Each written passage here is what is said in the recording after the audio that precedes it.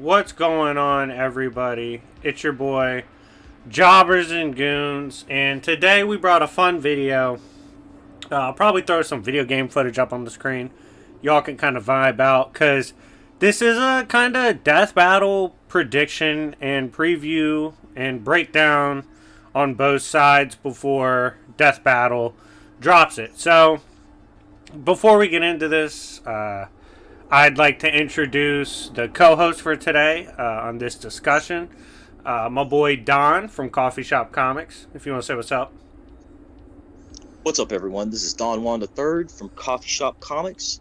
I really appreciate you bringing me on the channel, and I look forward to this video.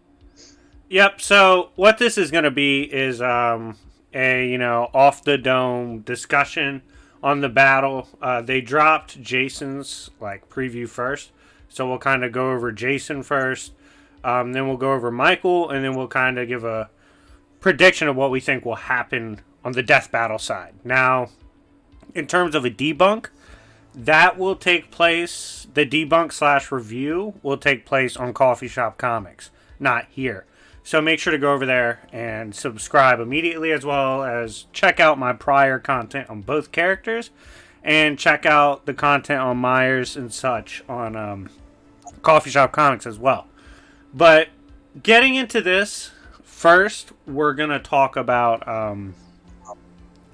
the likes of Jason first, because essentially what they did, they dropped a character preview that Don watched, and it's essentially a composite form, like games, movies, comics. So we're going to go ahead and assume Michael Myers will get the same treatment. So with that in mind, we're going to start discussing, what composite Jason would entail. So right off the top, Don, what do you think are some of the best scaling chains and methods for composite Jason? I know in the movies, just by the movies, like in Jason X, he becomes a half cyborg. He drops from orbit, and survives that. He's able to pierce through steel doors with his machete, no problem, which should be kind of weird because a machete and a steel door should just bend or crumple, but he completely pierces through it. He's able to tank most conventional small arms fire, even large explosions, like large building level explosions. I believe in the novels and movies would be low end for both characters. Novels talked about he would scale above a nuke, nanosecond reaction times. I think, for me personally, when I think of strongest for movie versions, Jason, for me, I'd agree it'd be probably Jason X. Unless I'd have to go back and watch Jason Goes to Hell and stuff like that, which I'll probably do before the Death Battle debunk, or I'll just check my old files. But I mean, unless something from the Afterlife specifically scales higher, movies is probably strongest in Jason X. With Myers, we'll kind of talk about the strongest movie version of that in his section. But in the composite sense for Jason, I think one of the first that comes to mind for me is I'd probably say Mortal Kombat. We know Jason's story. He goes on to fight several and kill several of the characters in his specific storyline, and dominates. Now, how familiar are you with Mortal Kombat's Jason story and whatnot and scaling? I'm not super familiar with the scaling of the video game part of it, but I do know Mortal Kombat lies within DC verse, so I've seen people use that as a base to start out with. And if you use the storyline of the video game, it's said that Shao Kahn, I think his name is, was able to go through the source wall, and if you obviously beat the game with Jason, you beat Shao Kahn. So I mean, you can use some crazy video game scaling like that, but I'm not too entirely content on like using that though. Yeah, I mean, in a composite sense, they could talk about that like that's possible. Now, would they bring up DC Comics in the crossover scaling? I doubt it. I don't think Death Battle would ever go that far. But that does exist if you want to bring it up for a potential argument for Jason. I'd say, they also have their own inverse scaling through like novels and comics where they scale, like, I know in one of the original novels they like scale above dualities and whatnot. Um, and they scale like above the Big Bang. At the very least, they scale above time and space. There's stuff like that. So they do have some higher dimensional scaling, even if you wanted to go for that.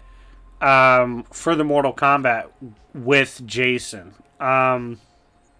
In terms of comics, and I know you're kind of familiar with it as well, Nightmare Warriors, where Freddy Krueger absorbs the Necronomicon.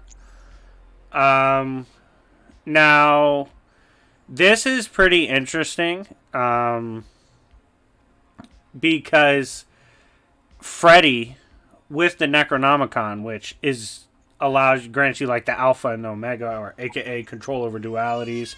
You can completely like usurp the laws of reality, science, math, logic, all that. This Freddy refers to Jason and his inherent soul and power as limitless power in nature.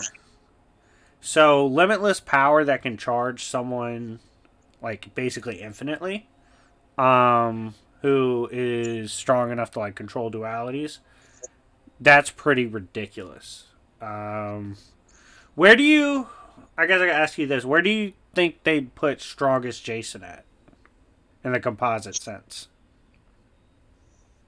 Well, if you're using Necronomicon for his scaling, I mean,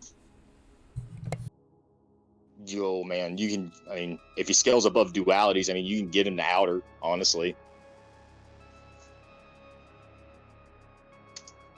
if you're scaling above like the concept of dualities and you're limitless in the eyes of Freddy, even though he's used the Necronomicon and stuff like that, and has already had the power of manipulating dualities, and then gets Jason's amp. I mean, there's an argument there for it. I 100% agree with that, but let me kind of rephrase my question. That makes sense. However, that doesn't mean it would be on Death Battle. So with that in mind, how strong do you think Death Battle will put Composite Jason? Ugh. Tricky question. That's the unknown because we all know how good Death Battle is at jobbing the stats of characters. Not so much on how it would go, but like how they get there. So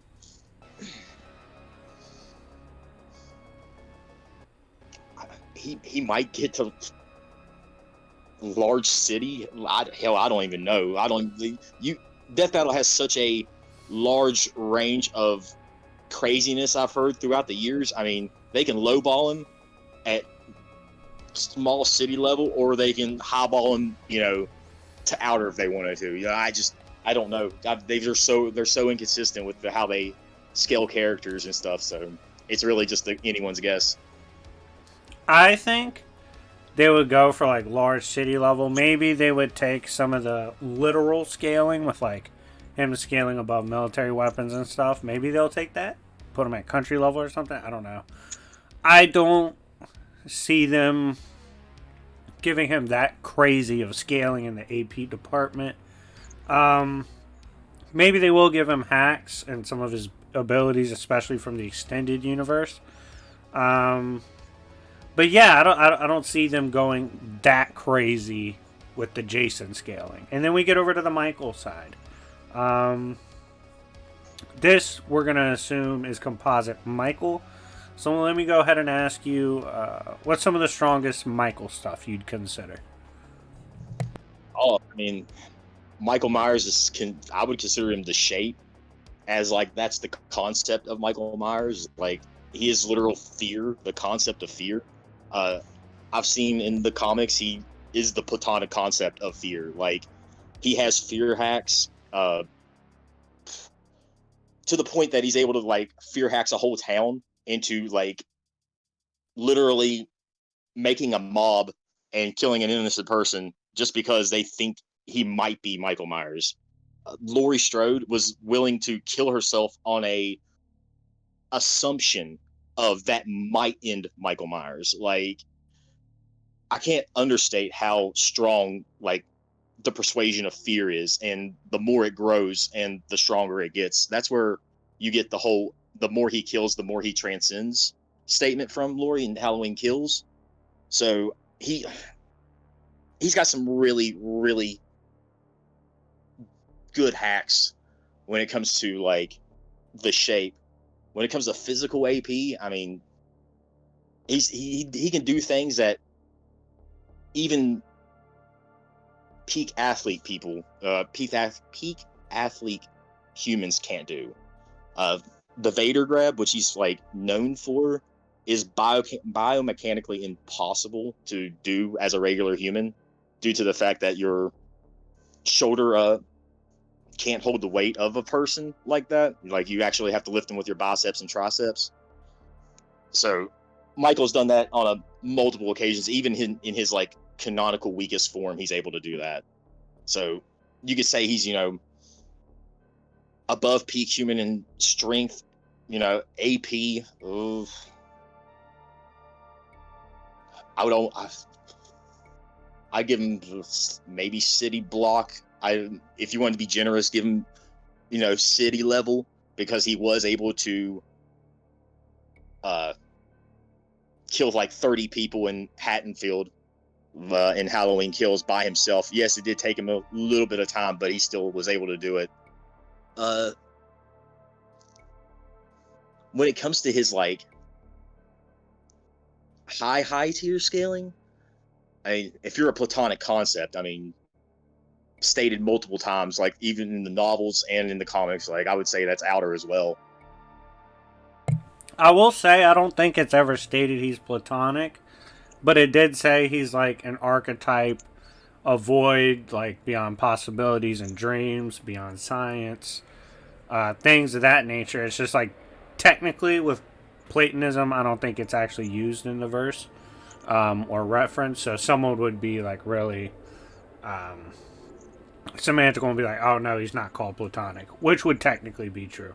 But he is called like archetypal, the void, the shape that he referred to. Even the authors in their notes in the comics say like Michael haunts them. Like they imply his concept like transcended the movie and the books and all that themselves. He became more. So there is some like crazy hacks, and he has like narrative hacks from the comics, fate manip, all these things. Obviously immortal. He has weird hacks and abilities that right off the bat honestly pose a weird threat to Jason in the composite sense. As well as even in games, he is considered like in terms of Dead by Daylight, the entity that summons all those dark beings. It didn't summon Myers. He just showed up. He does his own thing. It's like he's like outside the control of the entity, which is pretty interesting. And in like other medias, Chucky, who literally tweets to the real world, like you want to talk about fictional transcendence, he goes crazy in his new material, in his new show. He talks about like he basically implies in like material related to the show that Myers is an inspiration slash basically like looks up to him, thinks he's OP, stuff like that. So there's that to consider as well. The scaling for Myers is really weird in the composite sense. And I think his hacks make him a beast. Now, let's say at this point they go mostly movies, despite showing composite sense. I think Myers is fucked if we go movies because they'll use the new movie. And Myers fans, you just got to hold that L. Don's dropping a review on the movie on the channel, Coffee Shop Comics, soon. And I'll probably make a video on it as well. But regardless, his top movie scaling is not going to hold up to Jason's top movie scaling, in my opinion. So, if I were to predict it, I think they would probably favor Jason. Now, in the composite sense, again, I don't see a way Death Battle gives it to Myers here either. This is me, by the way, considering it through the lens of Death Battle. Like, I'm not saying who I think wins. I'm saying who I think they'll say will wins. I think in both natures, composite and top movie forms, they would favor Jason. I don't think they would give proper credit to Myers' hacks and the extent of it. And as a result, I would probably say they'd take Jason here. What would you say? What's your prediction?